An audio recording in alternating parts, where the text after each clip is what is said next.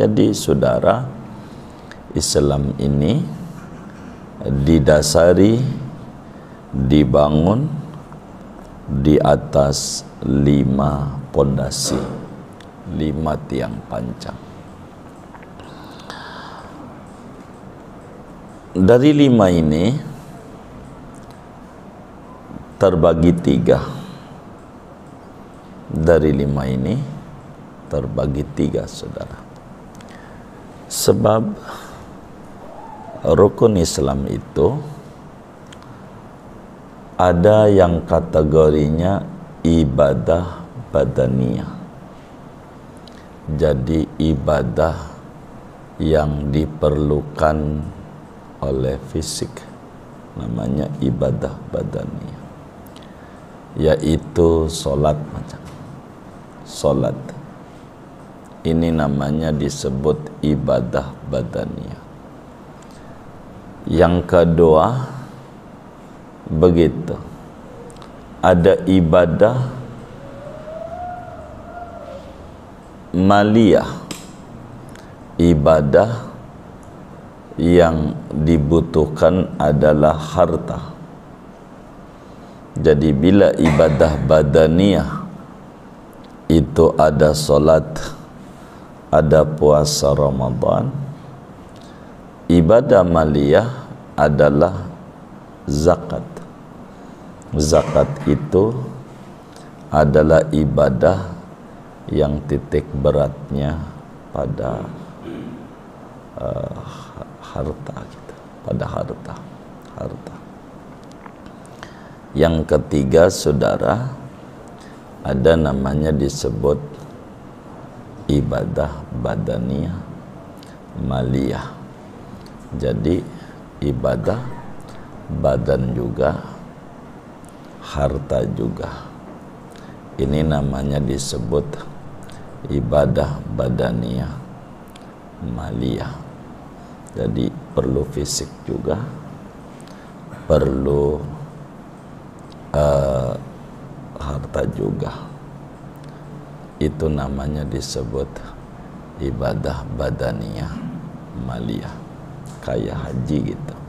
Jadi haji itu adalah ibadah yang badan juga dan juga harta juga. Mendirikan sholat, mengerjakan sholat sempurna, rukunnya, syaratnya, adabnya, itu maknanya mendirikan. Sehingga kita harus tahu syarat wajib sholat apa, syarat sah sholat apa-apa, kemudian rukun sholat apa-apa, batal sholat apa-apa yang membuat kita batal, adab sholat, adab sebelum sholat apa, adab ketika sholat apa, adab sesudah sholat apa. Ini nih kita harus belajar, namanya iqamis sholat, mendirikan sholat. Jangan sampai kita kategorinya orang yang ngerjain sholat namun belum masuk pada orang yang mendirikan sholat. Artinya cuma nunggang-nungging doang, enggak tahu peraturan sholat. Ini bakal menjadi kerugian bagi kita. Kita harus belajar sama guru-guru tentang fikih sholat. Panjangnya di sana. Assalamualaikum warahmatullahi wabarakatuh. Bismillahirrahmanirrahim. Amma ba'du, faqad qala al-imamul muallif rahimahullahu ta'ala wa nafa'ana bihi wa bi barakati ulumihi wa ghafara lahu wa limasyayikhihi wa limasyayikhina, amin. Hadis yang ketiga, an Abi Abdurrahman Abdullah bin Umar bin al-Khattab radhiyallahu ta'ala anhuma qala, Diriwayatkan dari Abu Abdurrahman, nama aslinya Abdullah bin Umar bin Khattab radhiyallahu ta'ala anhuma, qala, berkata Abdullah, sami'tu Rasulullah sallallahu alaihi wasallam yaqulu, aku mendengar Rasulullah sallallahu alaihi wasallam bersabda, bunyal islamu ala khamsin, dibangun Islam itu di atas 5 tiang pancang. Syahadati alla ilaha illallah wa anna muhammadar rasulullah. Pertama, bersaksi bahwa tiada Tuhan yang hak disembah kecuali hanya Allah, dan bahwa Nabi Muhammad itu Rasul utusan Allah. Wa iqamis salati, dan mendirikan salat. Wa ita'iz zakati, dan menunaikan zakat. Wa hajjil baiti, dan haji ke Baitullah. Wa shaumi ramadhana, dan puasa bulan Ramadan. Rawahul Bukhari wa Muslimun. Hadis ini diriwayatkan oleh Imam Bukhari dan Imam Muslim. Wallahu a'lam. Saudara-saudara sekalian yang mulia, malam hari ini kajian kita masih membahas hadis ketiga, berbicara tentang rukun Islam, tiang pancang Islam, di mana Rasulullah sallallahu alaihi wasallam mengumpamakan Islam yang dibawa oleh beliau, yang mana seorang anak manusia akan keluar daripada lingkaran kekufuran dan berhak masuk ke surganya Allah, disamakan oleh Rasulullah sallallahu alaihi wasallam dengan bangunan yang kokoh yang memiliki banyak perkara. Sehingga kata Rasulullah sallallahu alaihi wasallam, bunyal islamu ala khamsin. Jadi saudara, Islam ini didasari, dibangun di atas 5 pondasi, 5 tiang pancang. Dari 5 ini terbagi 3. Dari 5 ini terbagi 3, saudara. Sebab rukun Islam itu ada yang kategorinya ibadah badaniyah. Jadi ibadah yang diperlukan oleh fisik, namanya ibadah badaniyah, yaitu solat. Macam solat ini namanya disebut ibadah badaniyah. Yang kedua begitu, ada ibadah maliyah, ibadah yang dibutuhkan adalah harta. Jadi bila ibadah badaniyah itu ada solat, ada puasa Ramadan, ibadah maliyah adalah zakat. Zakat itu adalah ibadah yang titik beratnya pada harta kita, pada harta. Yang ketiga, saudara, ada namanya disebut ibadah badaniyah maliyah. Jadi ibadah badan juga, harta juga. Ini namanya disebut ibadah badaniyah maliyah. Jadi perlu fisik juga, perlu harta juga. Itu namanya disebut ibadah badaniyah maliyah, kayak haji gitu. Jadi haji itu adalah ibadah yang badan juga dan juga harta juga. Yang pertama, saudara, dari 5 rukun Islam ini adalah bersyahadat. Bersyahadat itu membaca asyhadu alla ilaha illallah dan juga asyhadu anna muhammadar rasulullah. Artinya la ilaha illallah itu di sana ada nafi, di sana ada isbat. Ada nafi, ada isbat, saudara. Nafi saja tidak bisa. Kalau nafi saja namanya disebut ateis. Ateis, tiada Tuhan gitu. Nah, itu namanya disebut ta'til. Jadi hendak diterima, hendak. Isbat saja tidak bisa, karena dengan isbat saja tidak menolak adanya sesembahan lain. Adanya sesembahan lain. Itu kalau isbat doang.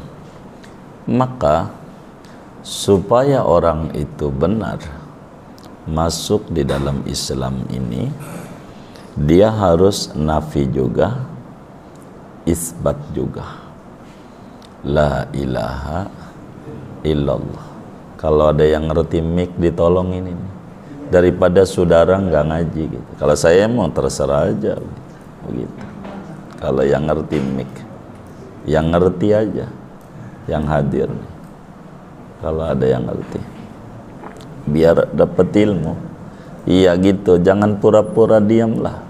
Tolongin orang gitu, ganjaran gede. Begitu. Masa saya yang masuk ke ruangan son begitu? Janganlah. Sayang jauh-jauh saya kemari. Kalau saudara nggak dapat ilmu, rugi begitu ya. Jangan main tuding-tudingan begitu. Iya, ditolongin aja. Yang penting bisa.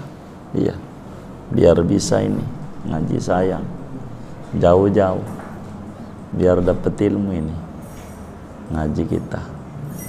Sian ibu-ibu di luar nggak dapet ini. Jadi nafi doang nggak jadi, isbat doang nggak jadi. Harus dua, harus nafi juga, harus isbat juga.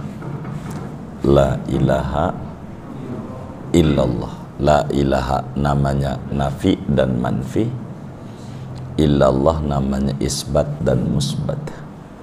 Jadi tiada Tuhan enggak diterima, sebab kalau tiada Tuhan,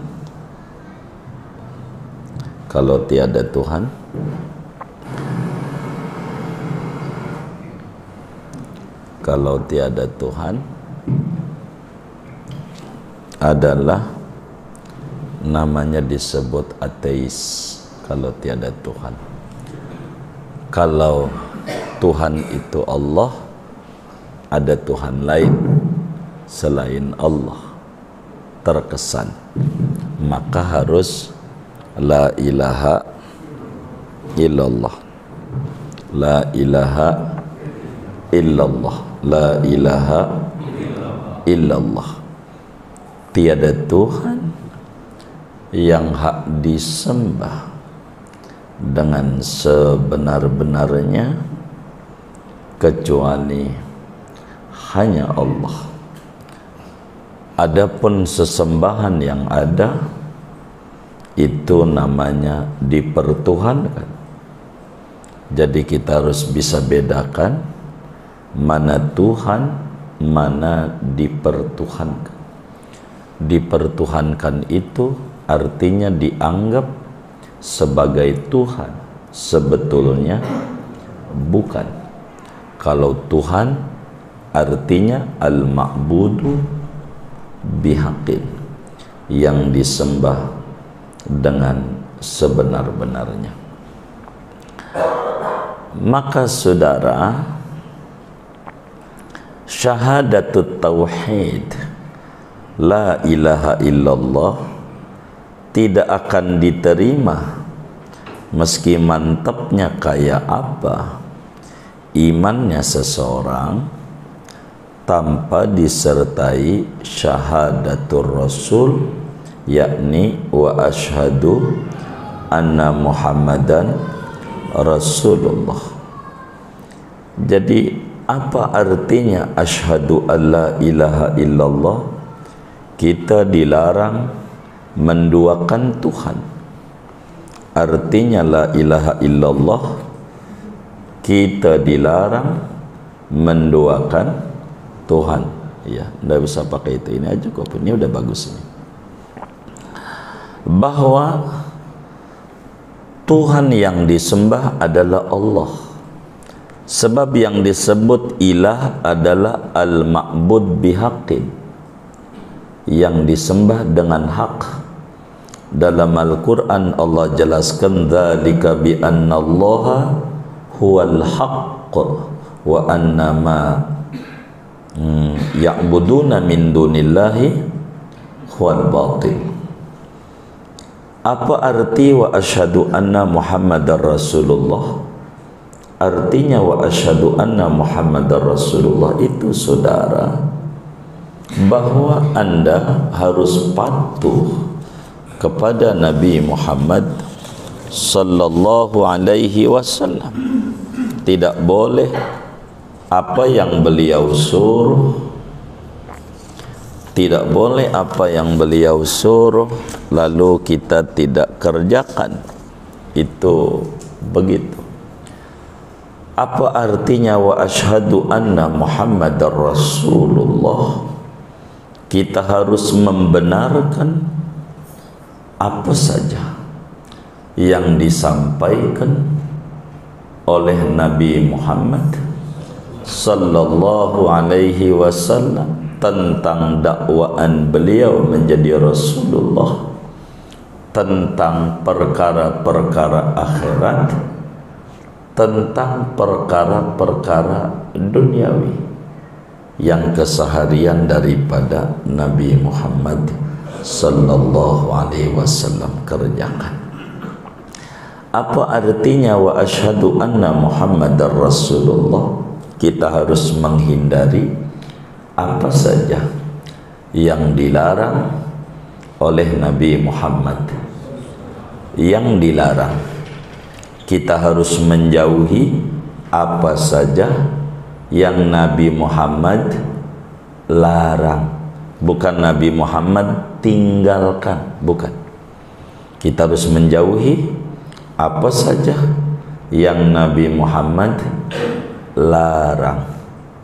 Yang dilarang oleh Nabi kita harus tinggalkan. Kalau yang Nabi tidak kerjakan, dilihat masuk pada qadiyah mana dia. Kalau qadiyah wajib, maknanya yang ditinggalkan oleh Nabi jadi wajib. Kalau masuk qadiyah haram, maka hukumnya haram. Kalau masuknya qadiyah sunnat, jadi sunnat. Kalau qadiyah makruh, jadi makruh. Yang ditinggalkan oleh Nabi, kayak Nabi tidak pakai Quran tuh nggak ada titik, nggak ada baris. Nabi itu Qurannya nggak pakai titik, nggak pakai baris. Artinya Nabi tinggalkan. titik ama baris pada Al-Quran. Enggak ada di zaman Nabi. Jangankan zaman Nabi, zaman sahabat saja titik ama barisan Quran fathah, dhamma, kasrah, fathatain, kasratain, dhammatain, sukun, enggak ada. Enggak ada. Ini namanya yang Nabi tinggalkan. Maka dilihat yang Nabi tinggalkan nih, enggak kemudian sama dengan dilarang. Kalau sama dengan dilarang, maka saudara harus buangin tuh Quran dari barisannya. Karena zaman Nabi enggak ada barisnya. Setuju nggak kalau Quran dibuang barisannya? Hah? Setuju nggak? Emang apa? Ya Allah, gondrong aja susah gondrong, apalagi betul nggak? Gondrong. Nah ini bid'ah. Ya nggak begitu, nggak. Agama tuh nggak kaku. Nabi nggak begitu. Ditanya, Nabi pakai kacamata nggak? Enggak. Bid'ah, neraka, siang nggak kelihatan. Enggak kayak begitu gitu. Jadi yang Nabi tinggalkan itu harus dilihat. Namanya disebut mas'alatut turuk, masalah yang ditinggalkan oleh Nabi. Kayak bikin sekolah SMP, SMA, nggak ada zaman Nabi, tapi isinya pendidikan agama tuh nggak, ini bid'ah, nggak begitu, nggak. Jadi nggak kaku. Ini makna wa asyhadu anna Muhammadan Rasulullah, bahwa kita meyakini Nabi Muhammad itu Rasul utusan Allah. Maka maknanya diantaranya kita harus meneladani Rasul ini dalam berbagai ibadah yang disuruh. Itu satu. Yang kedua, wa iqamis shalah. Begitu ini. Yang keduanya adalah wa iqamis shalah. Jadi rukun Islam yang kedua adalah salat. Nah, salat ini saudara namanya disebut rukun muslim. Jadi rukun muslim ada satu. Kalau rukun Islam ada 5. Kalau rukun muslim satu, yaitu salat. Salat ini paling tingginya ibadah ba'da syahadat. Salat ini, kenapa salat disebut rukun muslim? Seluruh rukun Islam yang ada semuanya masuk pada salat. Dalam salat ada syahadat. Dalam salat ada syahadat. Asyhadu alla ilaha illallah. Begitu. Pakai jari apa? Jari telunjuk. Asyhadu alla ilaha illallah. 3 jari. 1. Oh, 1. Asyhadu alla ilaha illallah. Dalam salat ada syahadat. Dalam salat ada puasa. Maka salat lebih tinggi dari puasa. Bila puasa enggak makan, dalam salat enggak makan. Bila puasa enggak minum, dalam salat enggak minum. Bila puasa enggak bersetubuh, dalam salat enggak bersetubuh. Bila dalam puasa boleh garuk-garuk, dalam salat enggak boleh. Bila dalam puasa boleh jalan-jalan, ngababur, dalam salat enggak boleh. Bila dalam puasa boleh ngobrol, dalam salat enggak boleh. Salat lebih tinggi daripada puasa. Ini rukun muslim. Salat lebih tinggi dari zakat. Zakat itu, saudara,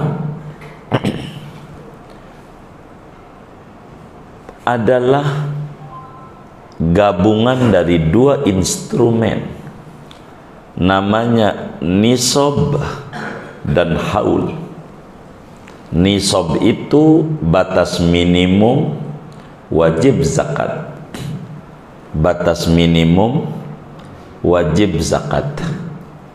Kalaulah kita punya duit seharga emas 80 gram setahun, nih ya, nisab duit kita seharga emas 80 gram. Nisab. Yang kedua namanya haul. Haul itu setahun. Artinya setahun itu adalah perputaran waktu. Perputaran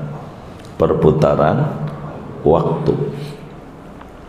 Orang dagang itu ada dua. Kalau mau zakat dalam dagang, dia kudu muter waktunya setahun dan juga ada senisab. Bisa jadi setahun masuk tapi duit enggak terkumpul. Artinya waktu punya, waktu terus berjalan meski nisab enggak ada. Satu instrumen dari dua pada zakat ada. Salat perputaran waktu. Ada dohor, ada asar, waktu ini semuanya. Ada maghrib, isya, subuh, ini waktu. Maka salat waktu enggak bakalan lepas. Meski nisab bisa lepas. Sehingga salat lebih tinggi dari zakat. Berikutnya, salat lebih tinggi dari haji. Dalam haji ada tawaf, kita muter di Baitullah. Dalam salat juga ada usolli fardhol isya'i arba'a raka'atin mustaqbilal qiblati. Saya ngadep Ka'bah. Kalau waktu takbirnya khusyuk, serius, benar, dia menghayati kandungan maknanya, dia ngadep kepada Ka'bah, maka dengan sholat suatu saat akan ditarik oleh Ka'bah untuk bisa dia ziarah. Yang tadinya ngadep jadi ngelihat, yang tadinya sholatnya hanya menghadap jadi sholat dengan memandang Ka'bah. Asal mustaqbilal kiblatinya khusyuk, benar-benar. Maka sholat itu disebut rukun muslim. Rukun Islam tidak semuanya. Kalau di sholat muslim, maukah dia duitnya banyak kayak orang yang haji, maukah orang yang duitnya dikit kayak yang gak haji, kayak orang yang zakat yang duitnya banyak, atau ke orang miskin kayak yang menerima zakat? Maka sholat tetap wajib dikerjakan, tidak lepas.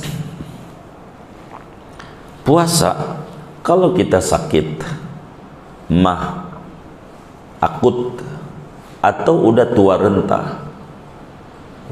renta, agama enggak apa-apa enggak puasa Ramadan. Walladzina yutiqunahu fidyatun ta'amu miskin. Orang yang udah enggak kuat puasa karena udah tua renta, udah enggak usah puasa, cukup bayar fidyah. Orang yang sakit parah enggak ada ajaran puas, tapi kalau sholat biar kata sakit parah ajarannya masih ada. Maka sholat disebut rukun muslim. Rukun muslim. Dalam hadis yang lain Nabi sampaikan, awwalu ma yuhasabu bihil abdu yaumal qiyamati as-shalah. Fa in salahat salaha sairu amali wa in fasadat fasada sairu amali. Kata Nabi, di dalam hadis riwayat Imam Tabarani di dalam Mu'jam Al-Awsatnya dari Sayyidina Anas bin Malik radhiyallahu ta'ala an, mula-mula yang bakal ditanyai oleh Allah nanti di akhirat bukan kita zakat, bukan kita puasa Ramadan, bukan kita haji, tapi rukun muslim, yaitu solat. Kalau solatnya rapi, yang lain dipandang rapi. Kalau solatnya nggak beres, yang lain dipandang nggak beres. Solat ini laksana kepala, ibarat badan. Kalau orang nggak ada kepalanya, nggak hidup. Kalau orang nggak solat ini, nggak hidup dia. Disebut bangkai yang berjalan di muka bumi, ada nyawanya, tapi dia tidak muliakan dirinya. Yang kedua ini mendirikan solat. Artinya mendirikan itu saudara, mengerjakan solat sempurna dengan rukun dan syarat-syarat serta adab-adabnya. Itu arti mendirikan. Jadi yang disebut mendirikan solat bukan mengerjakan solat. Beda antara mendirikan sama mengerjakan. Mendirikan bangunan berarti instrumennya banyak tuh. Kalau mendirikan begitu. Jadi mendirikan solat, mengerjakan solat sempurna, rukunnya, syaratnya, adabnya. Itu maknanya mendirikan.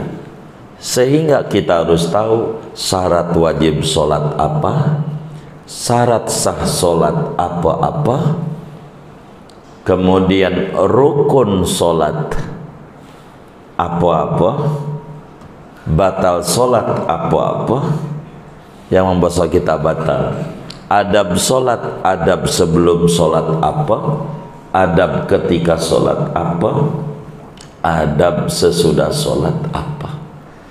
Ini nih kita harus belajar. Namanya iqamis sholat, mendirikan sholat. Jangan sampai kita kategorinya orang yang ngerjain sholat namun belum masuk pada orang yang mendirikan sholat. Artinya cuma nunggang-nungging doang, enggak tahu peraturan sholat. Ini bakal menjadi kerugian bagi kita. Kita harus belajar sama guru-guru tentang fikih sholat. Panjangnya di sana. Karena kita gajian hadis jadi tidak dipanjangkan. Seperti itu. Ketiga, kata Sayyidina Abdullah bin Umar, Rasulullah bersabda, rukun Islam yang ketiga, wa ita'iz zakat. Apa itu ita'iz zakat? Ita'uz zakat itu adalah memberikan zakat kepada mustahik yang ditentukan oleh agama. Begitu.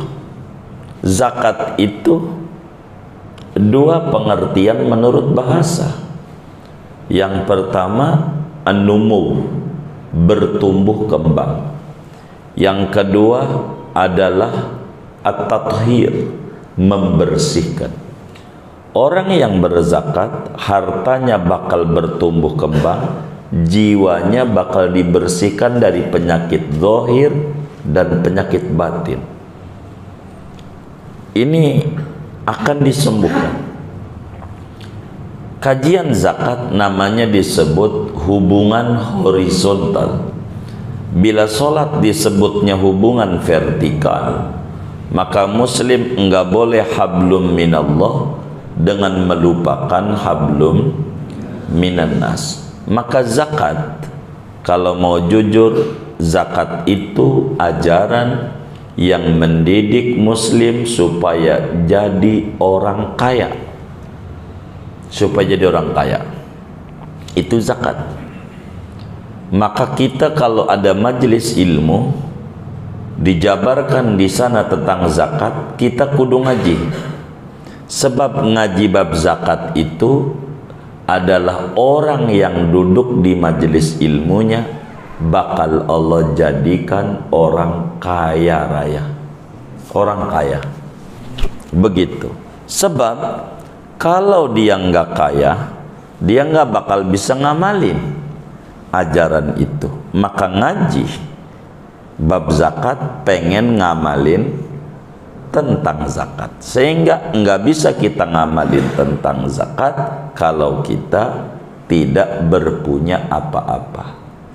Akan tetapi kajian bab zakat kalau salah kita niat akan jadi orang miskin walaupun tadinya orang kaya.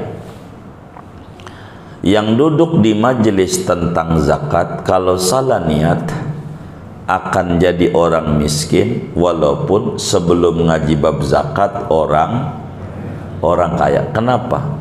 Bila datang di majelis zakat, dia nanya di hatinya, gua mustahik apa bukan? Kalau dia pengen jadi mustahik, berarti pengen jadi orang kaya, pengen jadi orang miskin. Miskin. Nah, itu salah niat ya.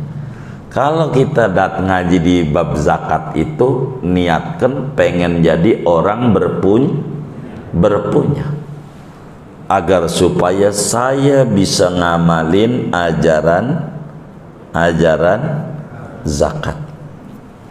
Ajaran zakat. Jadi zakat ini menjadi benteng pada harta. Sampai Rasulullah sallallahu alaihi wasallam bersabda, hassinu amwalakum bizzakah wadawu mardokum bisodakah. Kata Nabi, bentengi, kasih protek harta Anda lewat dengan zakat. Zakat itu memproteksi harta enggak hilang, jadi selamat zakat. Sedangkan obatilah orang sakitmu dengan sedekah. Kalau kita sakit, sebelum kita ke dokter, sedekah dulu. Nabi yang nyuruh, biar sembuh, sedekah. Sebab sedekah bisa menyembuhkan orang sakit. Sedekah. Itu Nabi. Nah, zakat adalah satu pendidikan kesalehan sosial. Ini yang ketiga. Yang keempat dalam hadis ini adalah tentang haji. Biasanya haji itu adanya pada yang kelima. Ibnu Umar mendengar 2 kali. Dan kita yang sering 5 haji. Kalau hadis ini yang didengar oleh Ibnu Umar, nabinya menyebutkan haji keempat, kelimanya puasa Ramadan. Tapi intinya semuanya ada 5, mau mana dulu kayak masangnya begitu. Tapi hadis ini begitu. Jadi sahabat itu saudara di dalam menyampaikan kepada umat apa yang dia dengar, ya dia sampaikan. Ketika nabinya mendengar haji keempat lalu puasa Ramadan kelima, ya itulah yang disampaikan. Maka sahabat itu adil, enggak mau menyalahi apa yang keluar dari mulut Nabi. Dari hadis ini, nanti ada hadis lagi yang udah kemarin juga udah kelewat, hadis Umar itu haji urutannya nomor 5.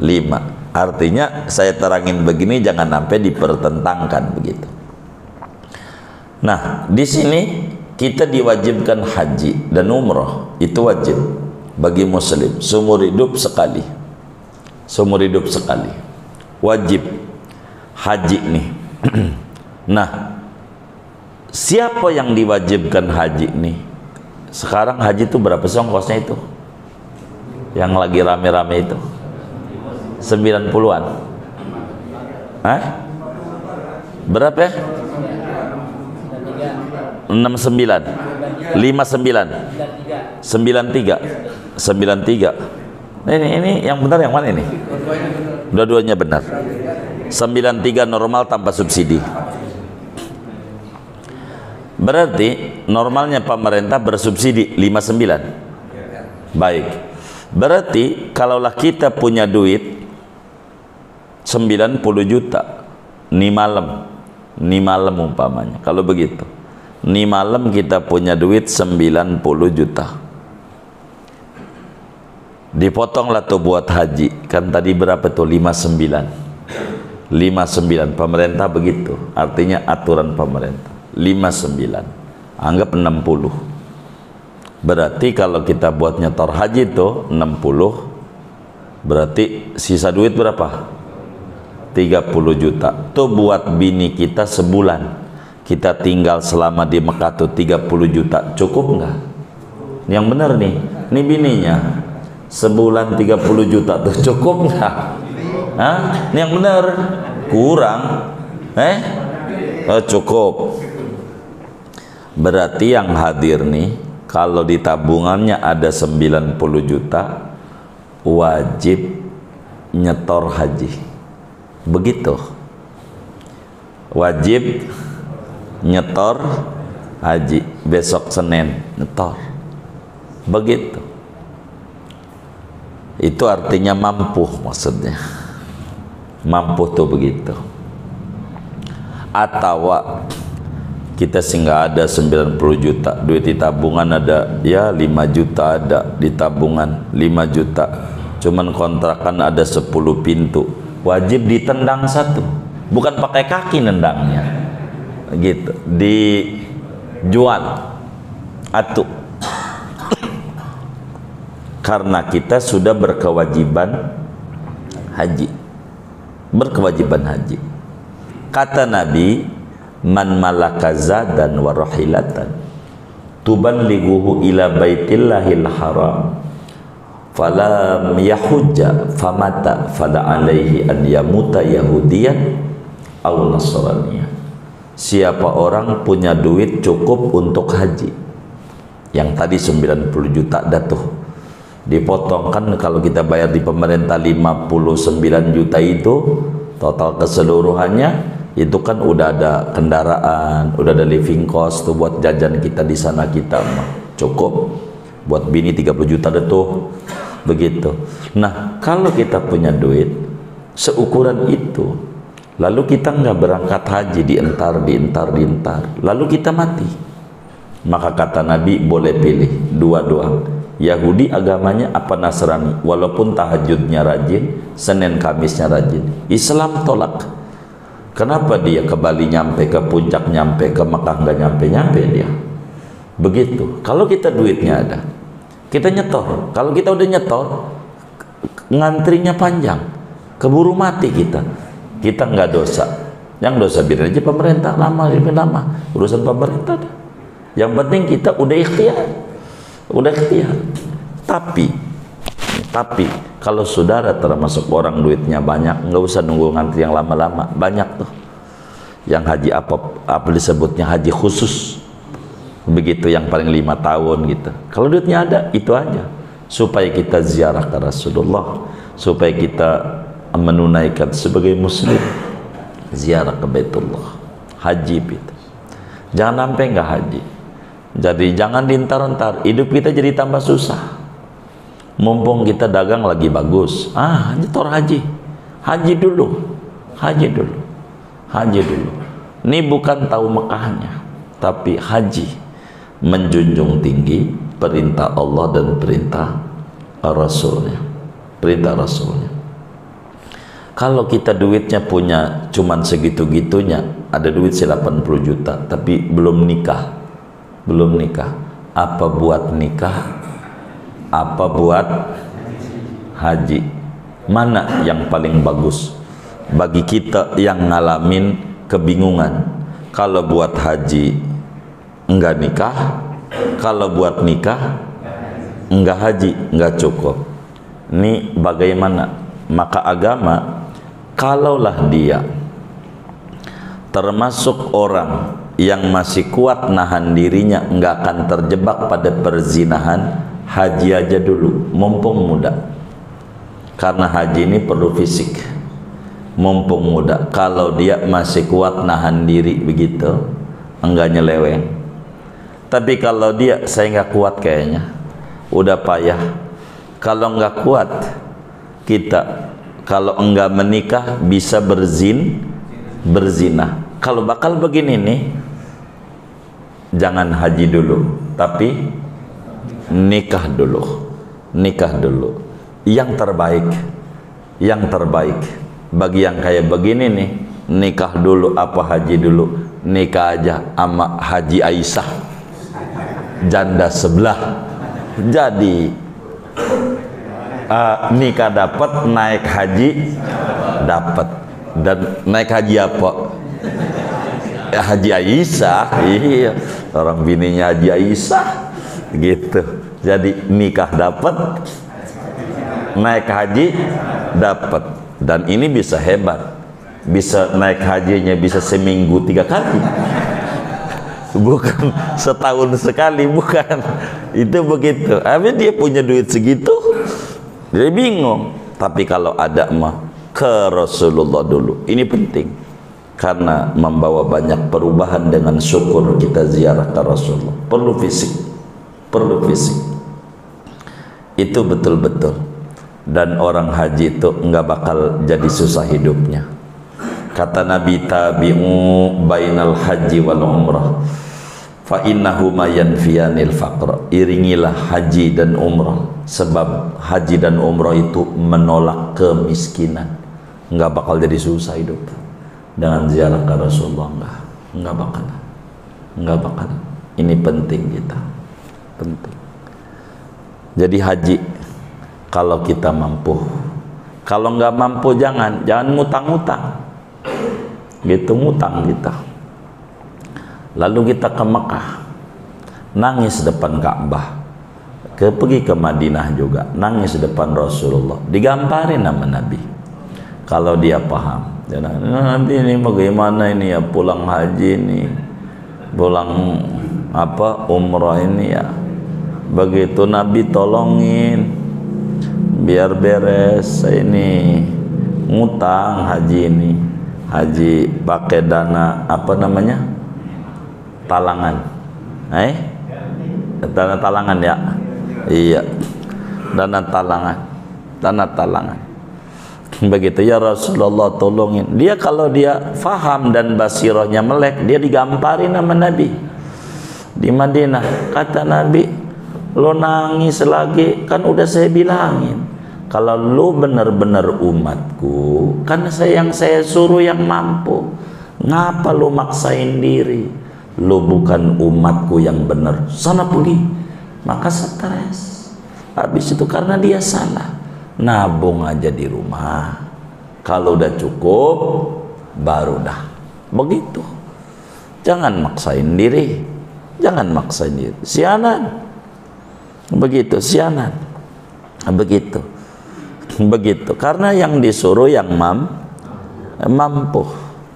Yang mampu. Lain cerita kalau saudara duitnya banyak, umpamanya nggak banyak, ada 5 miliar gitu ya, gitu, didepositin, saudara, depositin cuman 6 bulan. Kan depositnya macam-macam ya, ada yang sebulan kali ya, ada yang 6 bulan, ada setahun gitu. 6 bulan ini mau haji mau umroh, kalau diambil kena penalti, pinjam dulu, lain cerita. Emang karena duitnya ada. Tapi kalau duitnya nggak ada, jangan. Nangis depan Ka'bah, ditertawakan sama Allah. Nangis apaan? Lu injak-injak Al-Quran, rubbatalin lil Quran, wal Quranu yal'anu. Banyak yang baca Quran marah-marah sama dia, kagak diamalin. Walillahi 'alan nas hijjul bait man istata'a ilaihi sabila.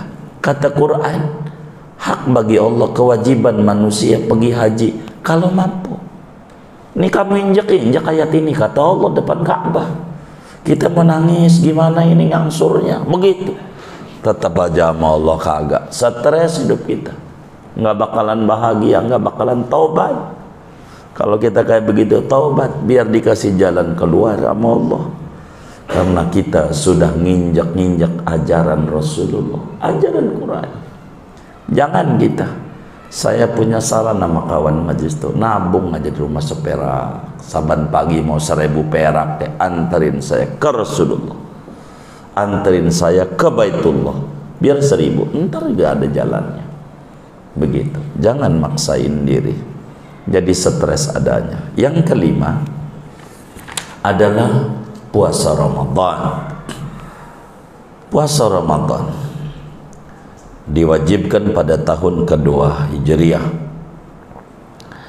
tanggal 28 Safar tahun kedua, Safar 28 Sya'ban tahun kedua Hijriah, tahun kedua Hijriah. Ini Ramadan, ini puasa, ini adalah rukun Islam. Dari semua ini yang masuk kepada orang miskin sama orang kaya, 1 syahadat, 2 sholat, 3 puasa Ramadan. Ini masuk, mau orang miskin, mau orang kaya. Zakat hanya orang mampu saja, haji orang mampu saja. Tapi bagaimana kalau kita diongkosin? Ya nggak apa-apa, hajinya sah, hajinya sah.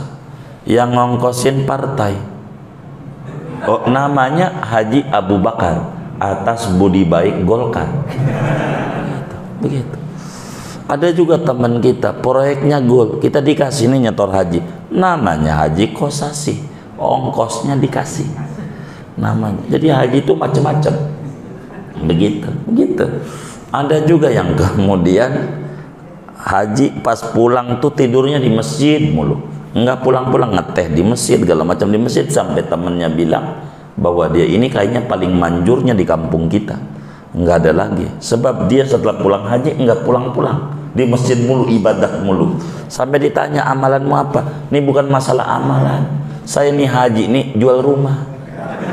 Jadi makanya disebut Haji Mansur, halamannya digusur, halaman Mansur, jangan dicatat bajinah wabadah. Begitu. Jadi udah nggak ada rumah, dipikir dia paling manjurnya, dia mau pulang kemana? Emang nggak ada tempat. Nah ini jangan maksain diri. Puasa Ramadan adalah ibadah badaniyah. Dalam hadis ini diurutkan pada urutan kelima. Dalam hadis yang lain urutan yang keempat, kelimanya adalah haji. Semuanya adalah benar adanya. Intinya rukun Islam itu ada rukun Islam itu ada 5. Ada 5. Maka 5 daripada rukun Islam ini, agar supaya dia menjadi muslim sempurna adanya, maka 5-5-nya wajib dikerjakan bila memenuhi persyaratan. Maka dia bakal jadi muslim kamil, muslim yang sempurna, yaitu muslim yang bersyahadat juga dan mengimplementasikan ajaran-ajaran Islam. Namun kalau kemudian belum semuanya, maka dia sudah masuk pada aturan syaratnya, maka disebut muslim fasik, muslim yang berdosa kalau sudah masuk pada aturannya. Maka singkatnya saudara, rukun Islam ada 5. 1 syahadat, 2 sholat, 3 zakat, 4 terserah antum dah puasa, 5 haji. Hadis ini dibalik 4 haji, 5 puasa. Begitu. Inilah kurang lebih uraian dari materi kita secara singkat, sebab kalau saya paparin satu persatu panjang amat. Tapi saya kira segini sudah cukup memadai dalam kajian kita ini. Masalahnya ngaji kita sebulan sekali nih, jadi ini aja udah 2 bulan baru 1 hadis, dan alhamdulillah udah 3, masih 39 lagi, dikit lagi lah. Begitu. Jadi mudah-mudahan kelar kitab ini sebelum umur kita khatam. Allah berikan kitab kita khatam. Segini aja ngaji kita. Mudah-mudahan Allah berikan kita kemampuan untuk mengamalkan seluruh ajaran Islam sehingga kita menjadi muslim yang kafah, kamil, syamil. Amin ya rabbal alamin. Ada yang ditanya mungkin dari materi ini atau di luarnya sebelum doa? Silakan. Baik.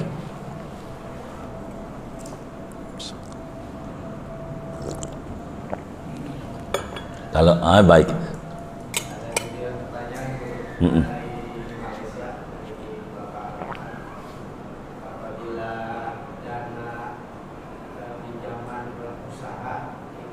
riba atau tidak, karena dia masih ada yang bilang riba, ada yang bilang tidak, dan masih belum yakin, masih ragu. Baik, saudara Rahmat dari Malaysia yang mulia, bagaimana kita minjam dana? Minjam dana ini dari siapa? Maksud mungkin dari bank kali ya? Dari bank kali ya? Iya, baik.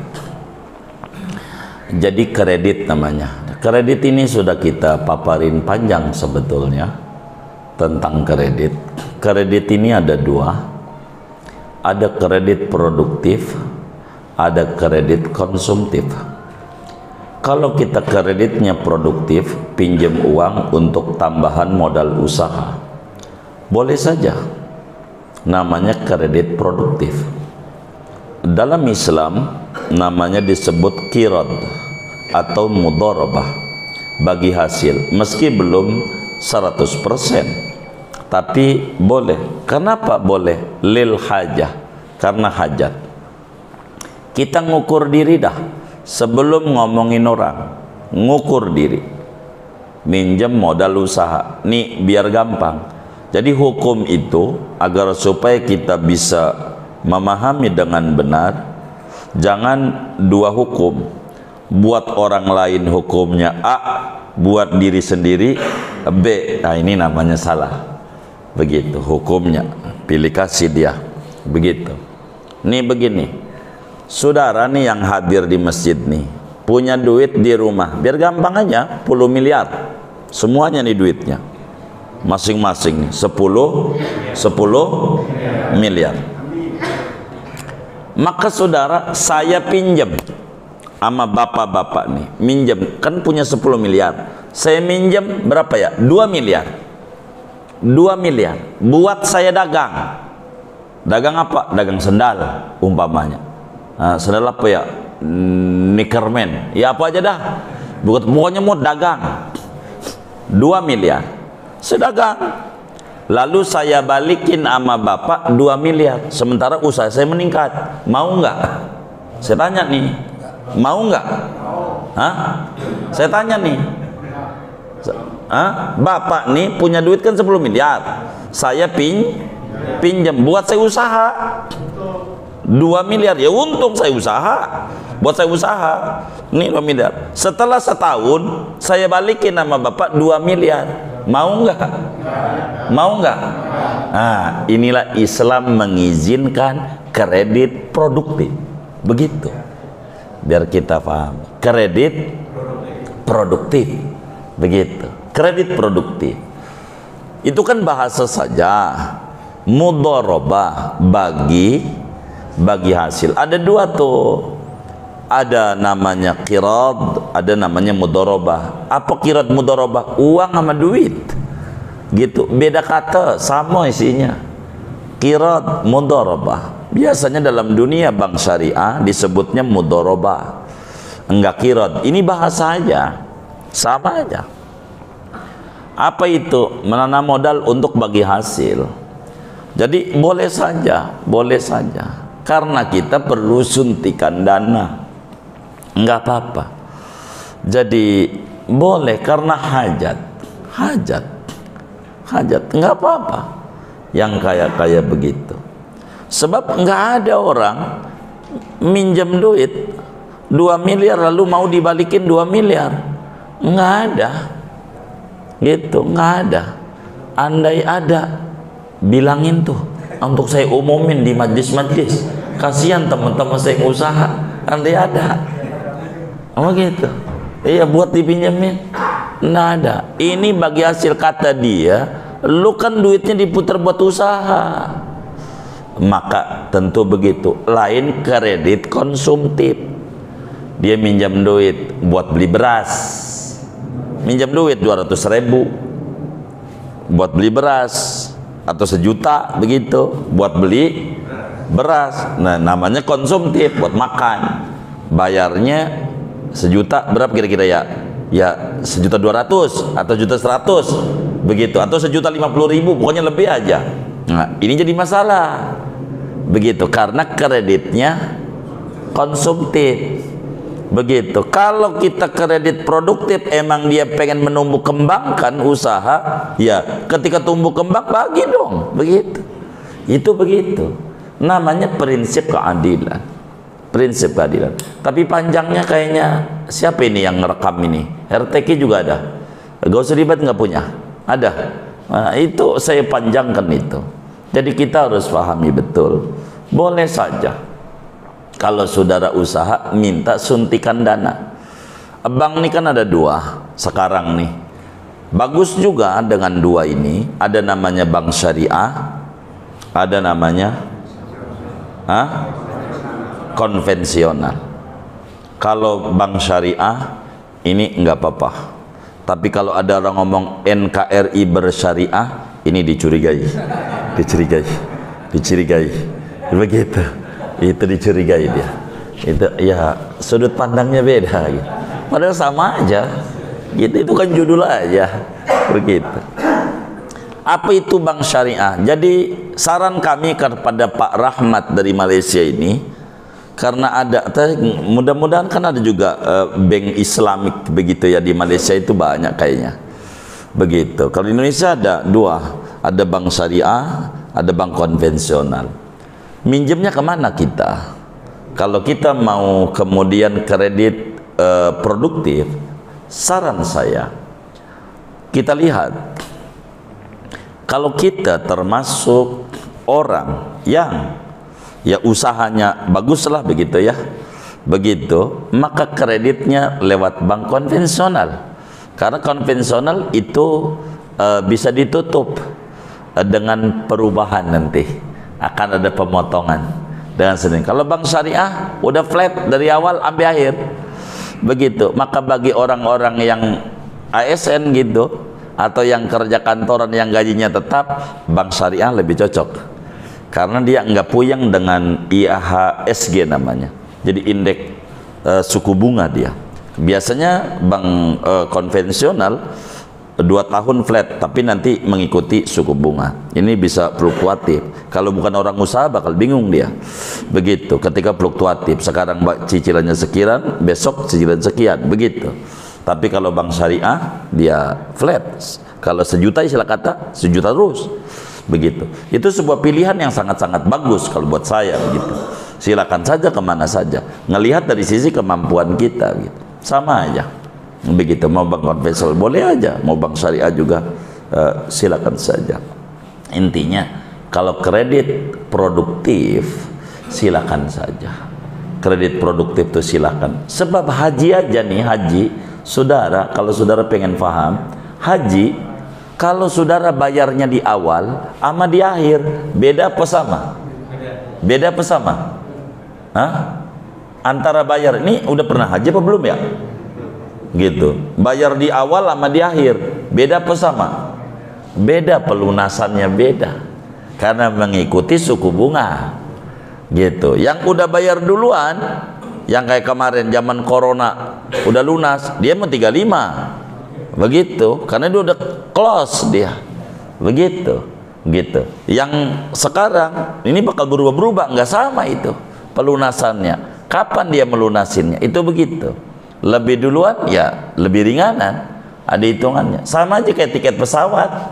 Begitu. Kalau masih lama murahan, kalau udah dekat mahalan. Begitu. Barangnya sama, pesawatnya sama juga. Ini menghitung waktu dalam dunia bisnis. Itu begitu.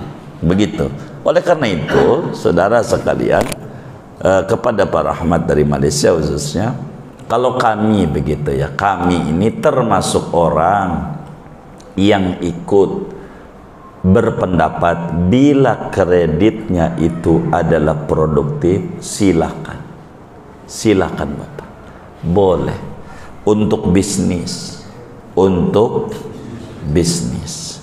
begitu, karena ini buat usaha gitu, untuk dagang, karena dagang ini perlu suntikan dana. Orang dagang nggak ada namanya bank sosial, jadi minjem nggak ada. Yang namanya bank itu lembaga usaha jasa keuangan, begitu, jasa keuangan itu begitu. Jadi silakan saja Pak Rahmat dari Malaysia itu untuk minjam kalau memang untuk penambahan modal usaha. Panjangnya saya udah pernah saya panjangkan ini biar saya tidak mengulang uraian yang itu lagi kurang lebih demikian. Wallahu a'lam.